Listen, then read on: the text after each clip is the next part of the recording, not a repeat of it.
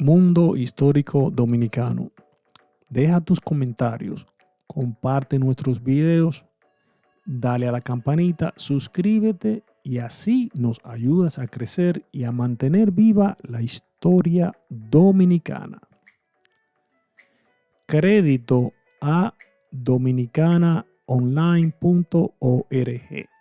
Rafael Leonidas Trujillo. Trujillo ingresó en la Guardia Nacional durante los años de ocupación. Allí se entrenó con los norteamericanos e hizo carrera, aprovechando sus sucesivos ascensos para enriquecerse e ir acumulando poder con el pretexto de servir a Horacio Vázquez.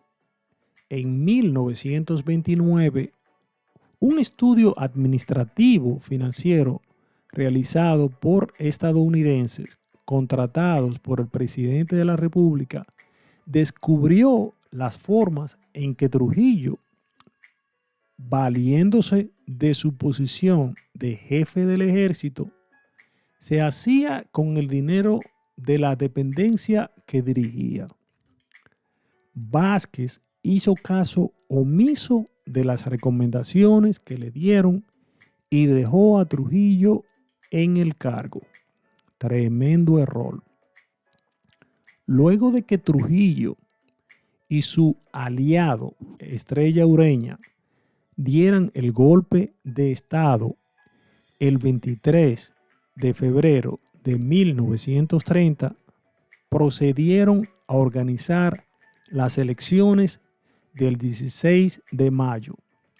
Una de las candidaturas presentaba a Trujillo para presidente y a Estrella Ureña para la vicepresidencia, apoyada por una buena parte de las élites nacionalista, liberal y republicana del país, en tanto que la segunda presentaba a Federico Velázquez y a Ángel Morales a la presidencia y vicepresidencia. La campaña electoral se condujo bajo el clima de terror producido por Trujillo y su banda paramilitar, la 42, dirigida por el mayor del ejército Miguel Ángel Paulino, dedicada a perseguir, intimidar y matar. Hasta los miembros de la Junta Central Electoral se vieron forzados a renunciar el 7 de mayo, siendo sustituidos por personas que respondían a la voluntad del que ya era dictador. Así, el 24 de mayo de 1930 se proclama a Rafael Leonidas Trujillo Molina como presidente de la República. Los monopolios. Si durante la jefatura del ejército Trujillo supo obtener grandes beneficios económicos, la presidencia le daría la oportunidad de convertir al país en una finca de su propiedad.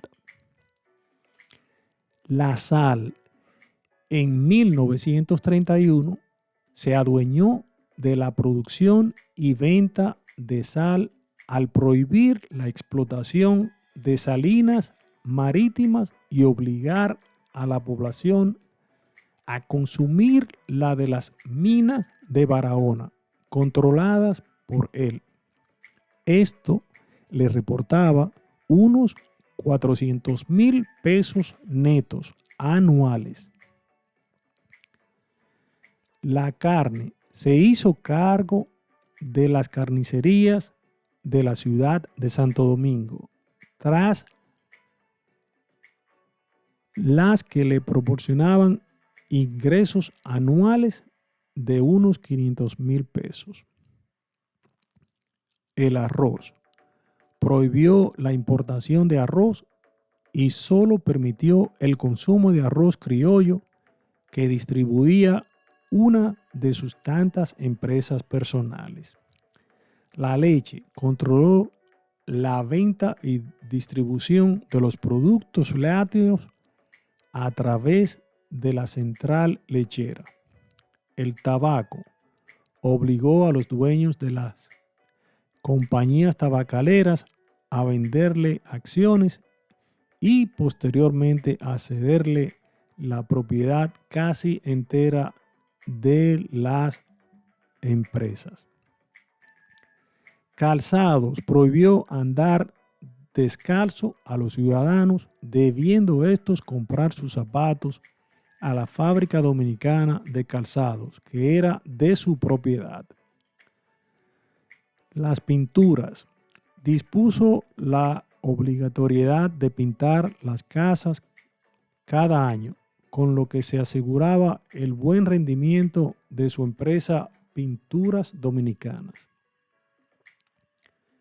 El azúcar, a partir de 1948, empezó a invertir en el sector azucarero, para lo cual despojó a pequeños campesinos de sus tierras y compró los ingenios de la capital estadounidense.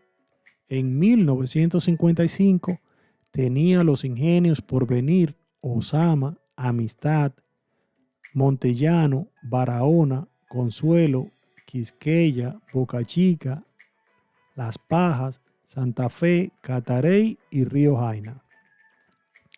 Actividades bancarias. Instaló un banco manejado por su esposa para el canje de los cheques del gobierno. Los empleados públicos podían cobrar sus sueldos por adelantado a cambio del pago de una comisión. Sector seguros. Compró las acciones de una compañía de seguros que funcionaba en el país, a la que bautizó como San Rafael. Obras públicas. Recibía jugosas comisiones por la concesión de los contratos para la construcción de obras. Esto suena tan familiar. También formaron parte de su patrimonio personal Licorera La Altagracia, Sociedad Industrial Dominicana, Refinería de Aceite de Algodón, Molinos Dominicanos, Fábrica Dominicana de Cemento, Fábrica de Sacos y Cordelería, Fábrica de Vidrio, Industria Nacional del Papel, Atlas Comercial Co., Caribbean Motors, Compañía Dominicana de Aviación, Ferretería Reed, Periódico La Nación, Industria Caovera, Aserradero Santelices, Naviera Dominicana e Industrias Niguas. Incidió en las operaciones de la Armería de San Cristóbal, la Compañía Eléctrica y Astilleros de Jaina. El 10% de los sueldos de los empleados públicos era entregado a su partido, el Partido Dominicano. Al final de su gobierno y de su vida, Trujillo controlaba cerca del 80% de la producción industrial, empleando a través de sus empresas y el Estado a un 60% de la población económicamente activa del país. Crecimiento económico. Como la economía nacional era en verdad su economía particular, Trujillo se empeñó en desarrollar la actividad productiva del país. Agricultura. Continuó con la política de fomento agrícola iniciada por el gobierno de ocupación y seguida por Horacio Vázquez. En este sentido, promovió un programa de colonización agrícola que hizo dedicar al cultivo de decenas de miles de tareas que anteriormente se encontraban abandonadas. La producción agrícola aumentó en todos los renglones y el país se volvió autosuficiente en arroz, maíz, frijoles y demás víveres. A finales de los 50, el azúcar, café, cacao y tabaco representaban el 90% de las exportaciones dominicanas. Industrialización. Bajo su imperio personal operaron una serie de industrias en las áreas de aceites comestibles, cemento, bebidas, licores, papel, embutidos, leche procesada, clavos, botella, vidrio, café, carnes, chocolate, dulces, mármol, medicinas, pan, pinturas, sacos, cordeles y tejidos. La urbanización. El ingente plan de obras públicas desarrollado a lo largo de sus 30 años de tiranía, la creciente modernización de las ciudades y pueblos que fueron dotados de luz eléctrica, acueductos, centros sanitarios, escuelas y la ubicación de las industrias en las propias ciudades, en especial en Santo Domingo, contribuyeron a modificar el patrón demográfico, al hacer que muchas familias dejaran la zona rural para irse a vivir a los centros urbanos. Si en 1930 el 84% de la población habitaba en el campo, en el 1960 solo lo hacía el 60%. Finanzas.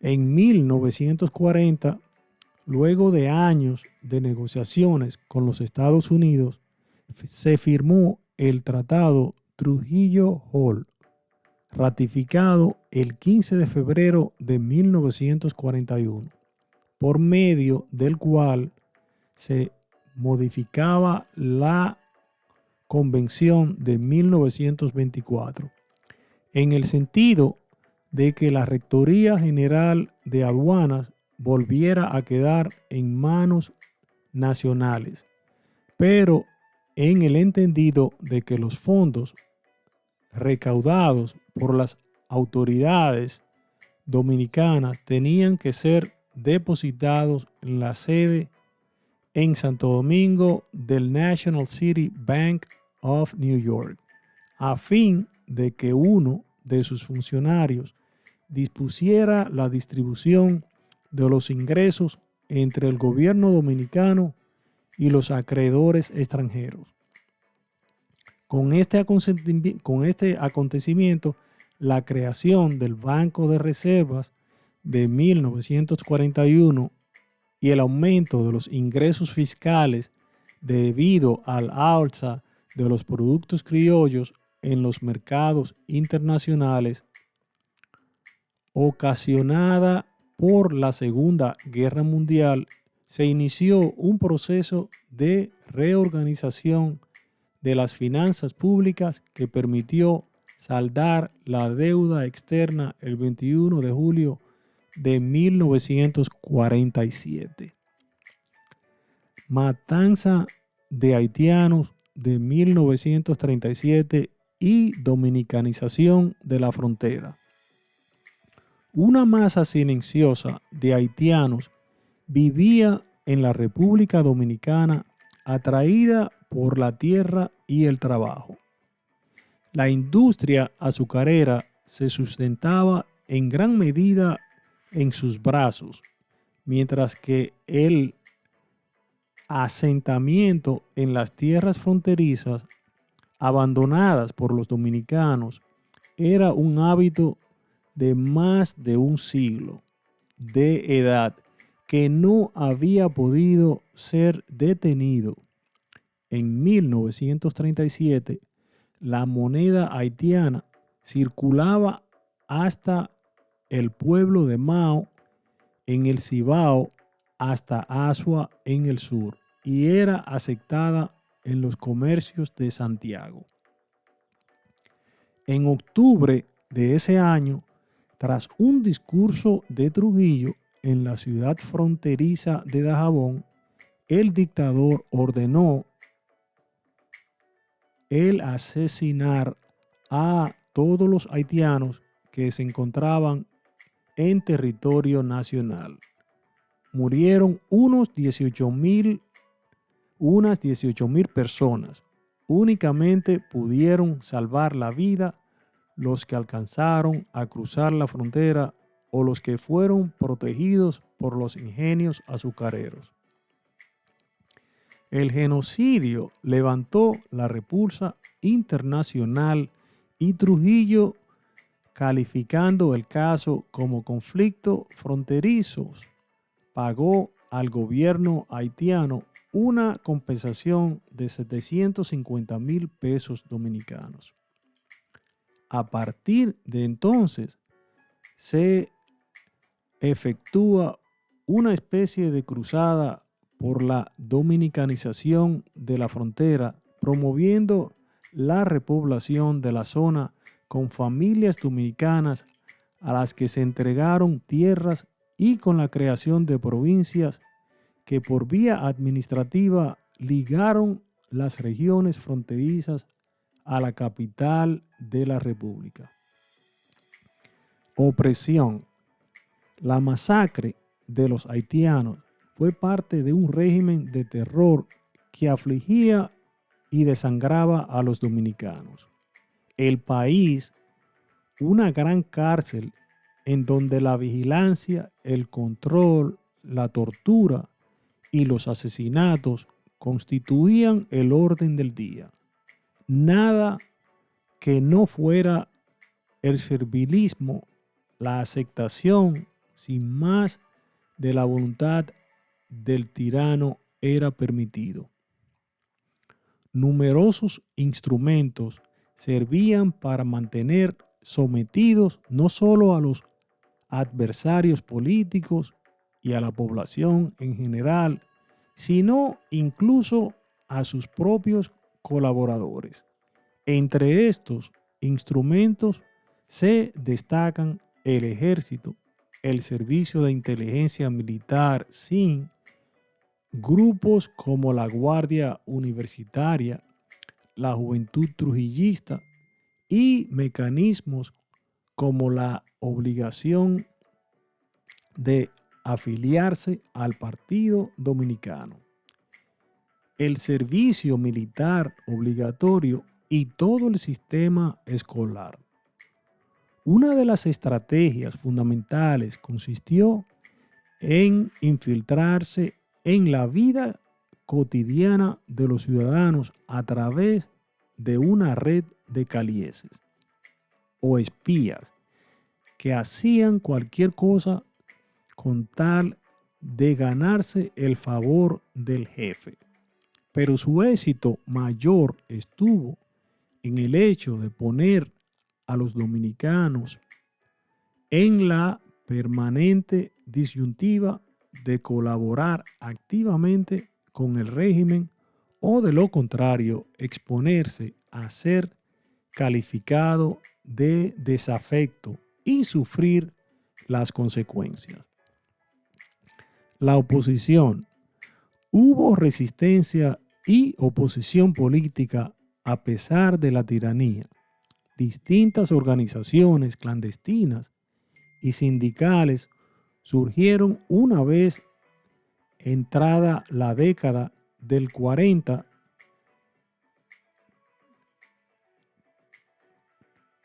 Partido Democrático Revolucionario Dominicano, 1943. Partido de la Juventud Revolucionaria, 1944. Partido de la Unión Patriótica Revolucionaria, Partido Socialista Popular, 1946. La Federación Local del Trabajo, creada por Mauricio Báez. El Movimiento de Liberación Dominicana, MLD. La actividad sindical tuvo un momento de auge en su lucha contra la dictadura entre los años 1942 y 1946, cuando llegaron a existir 113 sindicatos y se organizó una huelga en los ingenios de La Romana y San Pedro de Macorís que afectó todo este del país.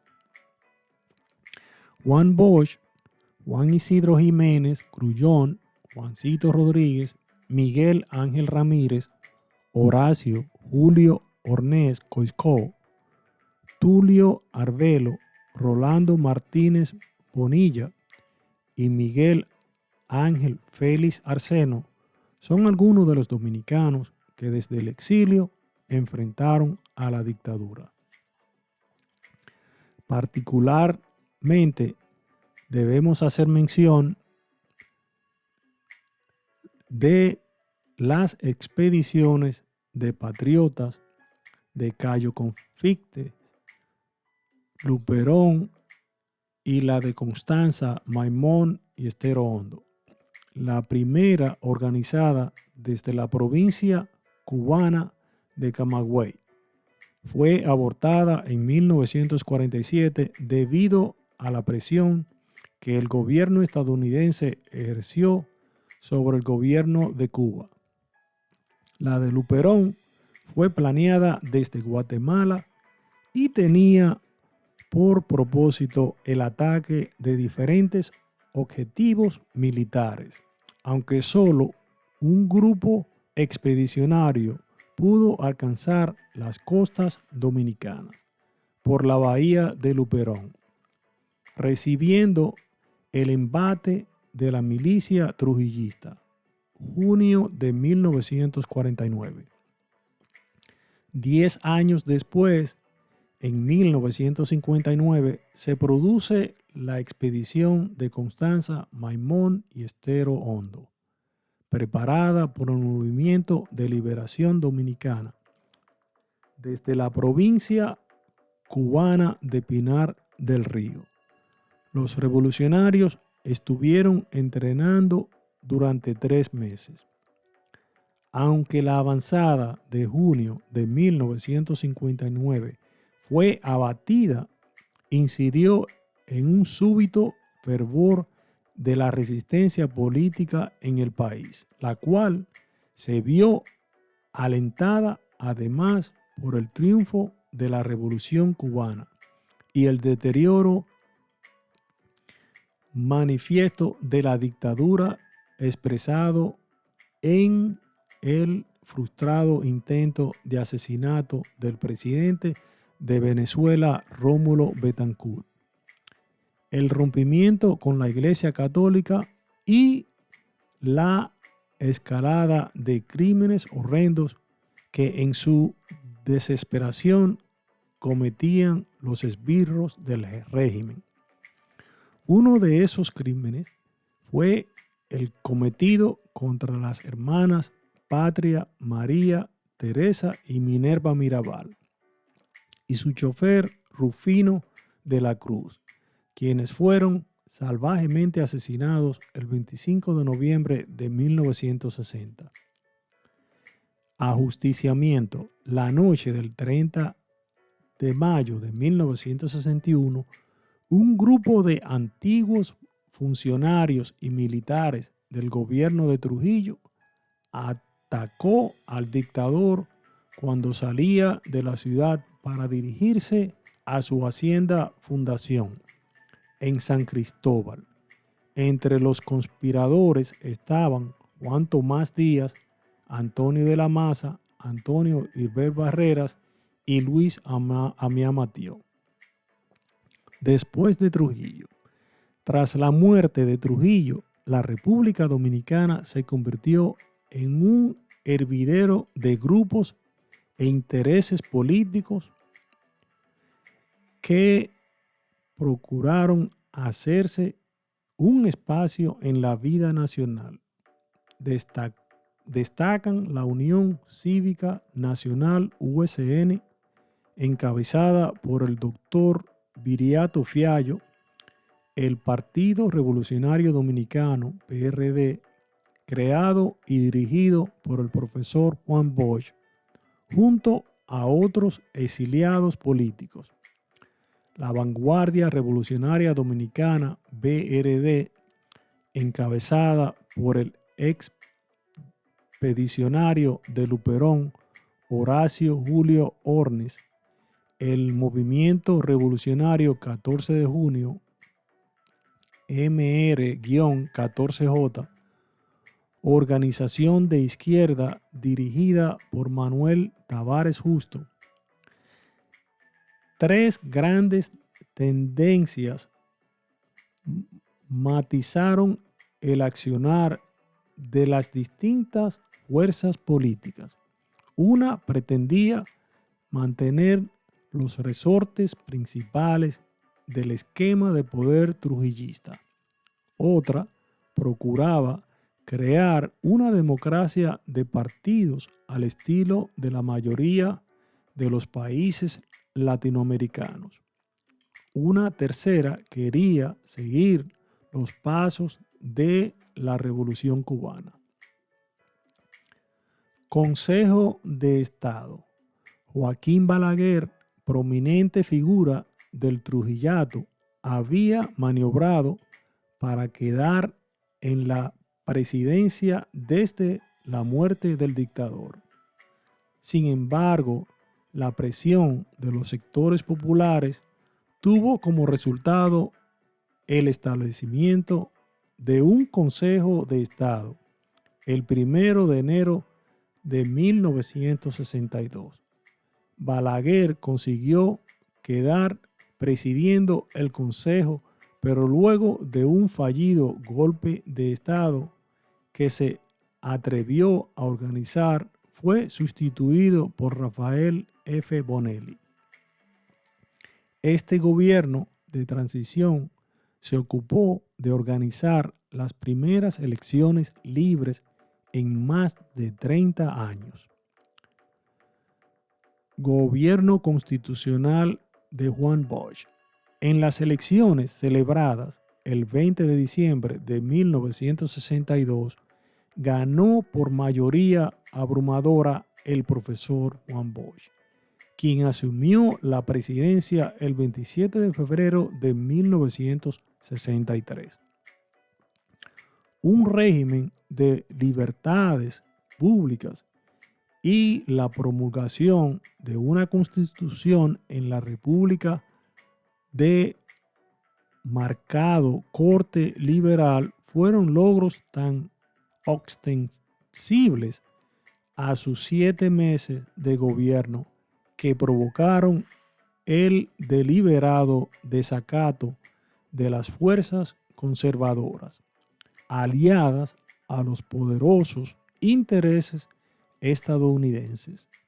Empresarios, terratenientes, militares, grandes comerciantes, miembros prominentes de la Iglesia Católica, la extrema derecha de Raigambre, trujillista, y el Departamento de Estado de los Estados Unidos, escudados en la amenaza del comunismo, se unieron en un frente común para atacar el gobierno democrático del profesor Juan Bosch.